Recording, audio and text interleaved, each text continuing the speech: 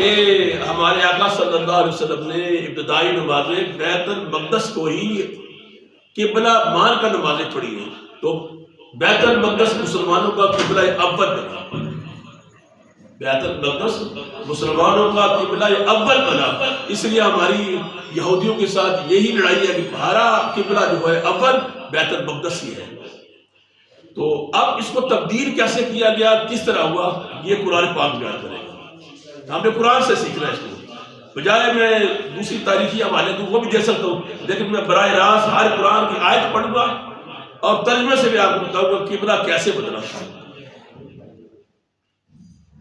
پہلی آیت میں سَيَقُولُ السُّفَهَاءُ مِنَ النَّاسِ مَا وَلَّاهُمْ عَنْ قِبْلَتِهِمُ الَّتِي، پہلے میں فرمایا کہ بے وقوف لوگ کہیں گے کہ ان لوگوں کو کیا ہوا ہے، مَا وَلَّاهُمْ عَنْ قِبْلَتِهِمُ الَّتِي، کس نے ان کے قبلے کو تبدیل کرنے پر آمادہ کیا، یہ بے وقوف لوگ کہیں گے۔ تو گویا پتہ چلتا ہے کہ بے وقوف لوگ جو ہے وہ ہر معاشرے میں ہوتے ہیں، ہر طبقے میں ہوتے ہیں، ہر جگہ میں ہوتے ہیں۔ بے وقوفوں کی بہتان ہوتی ہے، کبھی نہیں ہوتی۔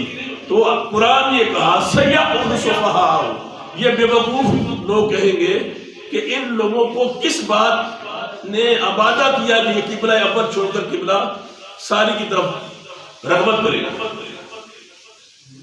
جب یہ لوگوں نے کہا تو اللہ نے نبی صلی اللہ علیہ وسلم نے سے فرمایا، اے میرے نبی قل للہ المشرق والمغرب، اے میرے نبی ان کو کہہ دیجئے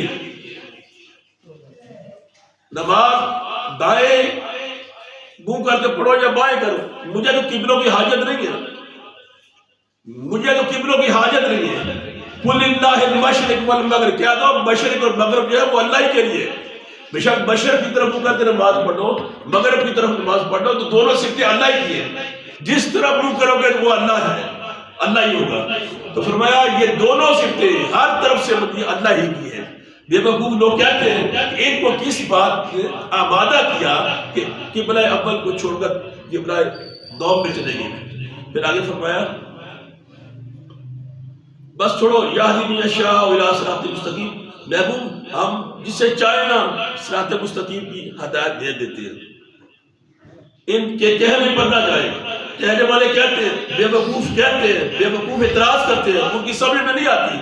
فرمایا وَكَذَلِكَ جَعَلْنَاكُمْ أُمَّةً وَسَطًا لِتَكُونُوا شُهَدَاءَ عَلَى النَّاسِ وَيَكُونَ الرَّسُولُ عَلَيْكُمْ شَهِيدًا۔ اب اس کا سبق جو ہے امت کو دیا جا رہا ہے، اے لوگوں ہم نے وَجَعَلْنَاكُمْ، ہم نے آپ کو بنایا وَسَطًا لِتَكُونُوا، درمیانی وسط امت، اعتدال والی امت بنایا ہے۔ لوگوں کی باتیں نہیں سنی آپ نے، لوگ کیا کہہ رہے ہیں، لوگ تو کیا کریں گے، ہم نے آپ کو اعتدال کی امت بنایا ہے، درمیانی امت بنایا ہے، نہ افراد کی طرف جانا ہے نہ تفریق کی طرف جانا ہے، نہ دائیں گرنا ہے نہ بائیں گرنا ہے، آپ نے صرف اعتدال کی امت بن کے دکھانا ہے۔ یعنی اعتدال کا معنی یہ ہے کہ انسان درمیانی راہ کیا کرتا ہے، نہ گہرائی میں جاتا ہے نہ اوپر جاتا ہے، درمیان کی راستہ اختیار کرتا ہے جو دونوں طرف سے قابل قبول ہوتا ہے۔ تو امتاً وسطاً لتکونوا کو امت وسط بنا کے بھیجا ہے، اور امت وسط ہمیشہ کائنات کے ہر فرد کی رہنمائی کرتی ہے۔ لیکن افسوس یہ ہے کہ اس وقت ہماری امت وسط بھی نہیں رہی۔ جب امت وسط تھی تو علم کی دہلیز جو ہے ان کے سامنے بچھی ہوتی تھی، قرآن کا علم ان کے سامنے بچھا ہوتا تھا، کائنات کا علم ان کے سامنے بچھا ہوتا تھا، مگر آپ کے اعتدال میں اپنا راستہ چھوڑ دیا، فرقوں میں بٹ کر ایک دوسرے کو کافر مشرک بنا کر، ایک دوسرے کو گالیاں دے کر خود اعتدال کا راستہ چھوڑ بیٹھی ہے۔